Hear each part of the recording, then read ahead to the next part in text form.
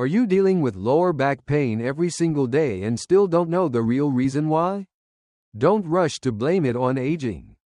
The truth is, most back pain comes from a weak core and repeated daily habits, like sitting with poor posture, moving too little, or bending the wrong way. When your body isn't properly supported, your spine has to carry the extra load. Over time, that strain turns into pain.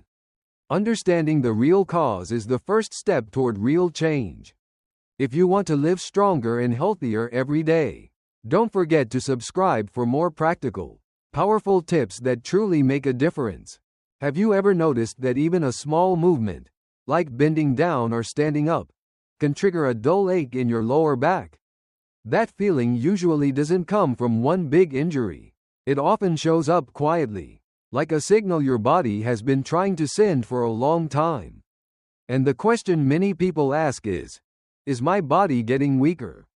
Or are my daily habits slowly working against me? The honest answer is, maybe both. When your core and back muscles aren't strong enough, your spine loses the support it needs. At the same time, habits like sitting too long, moving too little, or holding poor posture for hours make the problem worse.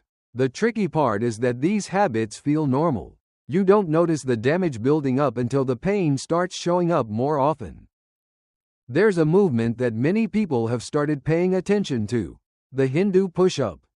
Not because it's flashy or extreme, but because of how it connects the entire body in one smooth flow. It's not just about the arms. Your back, hips, and core all work together in a coordinated rhythm. That connection helps improve flexibility, especially in the spine, the area that carries so much stress when we sit or stand incorrectly. What makes this exercise powerful is that it doesn't demand strength right away. It allows your body to relearn natural movement. It gently opens the spine, improves circulation, and reduces stiffness over time. For many people, just a few minutes a day can create a small but noticeable difference. If you want to try it, begin in an inverted V position. From there, slowly lower your body forward, glide through, and lift your chest as your spine lengthens with the motion. No rush, no pressure. Move slowly and pay attention to how your body responds. Sometimes real improvement doesn't come from dramatic changes. It begins with listening to your body and adjusting the small things you do every single day.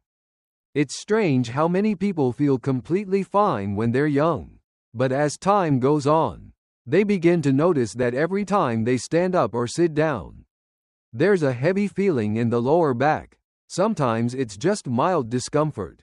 Other times, it lingers all day, and the familiar question returns: is my body getting weaker? Or are small daily habits finally catching up with me? The truth is, the body rarely becomes weak overnight. It slowly loses the support it once had, especially in the lower body. When the legs and hips aren't strong enough, more pressure shifts to the lower back every time you stand, sit, or lift something. Add long hours of sitting, minimal movement, and poor posture, and the lower back ends up doing the work other muscles should be handling. There's a simple movement that many people overlook: the sumo squat. No weights, no equipment, just a wider stance than usual, but it creates a clear difference in the hips and inner thighs. When done properly, it wakes up muscles that are often ignored. Over time, this helps reduce the load placed on the lower back. What makes the sumo squat powerful is that it's not just a leg exercise. It builds stability when you stand, when you move, and especially when you shift positions throughout the day.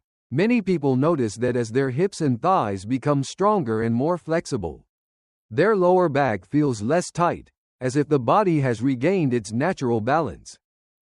If you want to try it, stand with your feet slightly wider than shoulder width apart, toes pointing slightly outward. Slowly lower yourself down as if sitting into a chair. Then stand back up with control. No need to go deep. No need to rush. Focus on feeling the movement in your hips and thighs, and let your body adapt gradually. Sometimes small adjustments create powerful results. Not because they fix everything overnight, but because they guide your body back to the balance it was always meant to have. Have you ever felt your lower back ache even though you didn't lift anything heavy, just from sitting too long or lying down for a while and then standing up? It can be confusing. There's no clear injury, no sudden accident, just a quiet discomfort that keeps showing up. And then the question comes, is my body getting weaker? Or are my daily habits slowly putting pressure on my back? Part of the answer may lie in your abdominal muscles, an area many people overlook. When your core, especially your lower abs, isn't strong enough, your spine loses the support it depends on. That forces your lower back to take on more work during simple activities like sitting, standing, or even lying in poor positions. Over time, tension and fatigue become unavoidable. There's a very simple movement often used to strengthen this area: lying leg raises.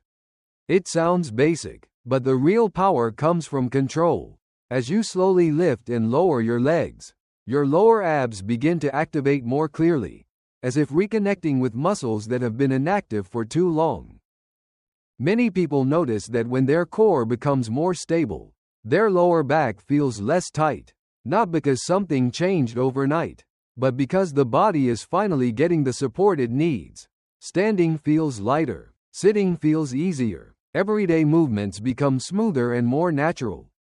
If you want to try it, start by lying on your back and gently pressing your lower back into the floor for stability. From there, slowly raise your legs and lower them with control. They don't need to go too high or too low. Focus on staying steady and feeling your abs engage. If it feels too difficult, slightly bend your knees to reduce the strain. The goal isn't perfection, it's awareness. Sometimes one simple movement is enough to help your body rediscover the balance it may have lost along the way.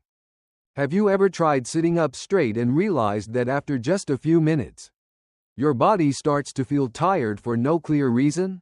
You're not lifting anything heavy. You're just holding what seems like a normal posture. And yet, the discomfort builds. It makes you wonder, is my body getting weaker? Or have I simply gotten too used to comfortable positions that aren't actually good for me? The truth is, daily habits matter more than we think. Leaning back in chairs, bending over a phone, rarely sitting upright. These small actions slowly train the body to forget how to hold a natural posture. When the muscles that support the spine stop working efficiently, the lower back takes on more pressure. Over time, mild tension, fatigue, and even pain begin to show up without a clear cause. There's a traditional Japanese sitting posture called seiza, kneeling and sitting back on your heels with your spine upright. It looks simple, but when you try to hold it, you quickly realize how much your body has to engage. Your core, back, hips, and even your ankles work together to maintain stability. It's quiet effort, but steady and intentional. What makes this posture interesting is that it doesn't create strong strain. Instead, it gently reintroduces the body to a naturally upright spine. Many people notice that when they practice seiza regularly, their posture throughout the day begins to shift. They slouch less, their lower back feels less tense, not because they suddenly became stronger, but because their body remembered how to stay balanced. If you want to try it, kneel down and slowly sit back on your heels. Keep your spine upright in a relaxed way. You don't have to hold it for long, just 20 to 30 seconds. Then rest. Repeat when you feel ready. Focus on how your body holds itself, not on being perfect.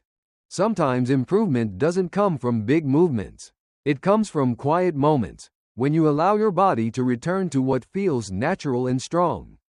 Have you ever felt tension in your lower back, then looked in the mirror and noticed your shoulders rounding forward and your upper back collapsing? It may not seem connected, but your body works as one chain. And sometimes, the source of the problem isn't where you feel the pain.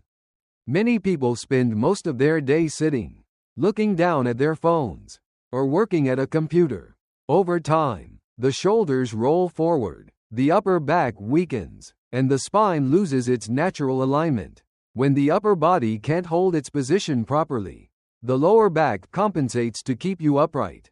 That constant compensation, repeated every day, can quietly turn into lower back tension and pain. There's a gentle movement that targets the area often forgotten, the reverse snow angel. Lying face down and moving your arms in a slow arc may look simple, but it activates the upper back, especially the muscles between the shoulder blades. These muscles play a key role in keeping your shoulders open and your posture strong.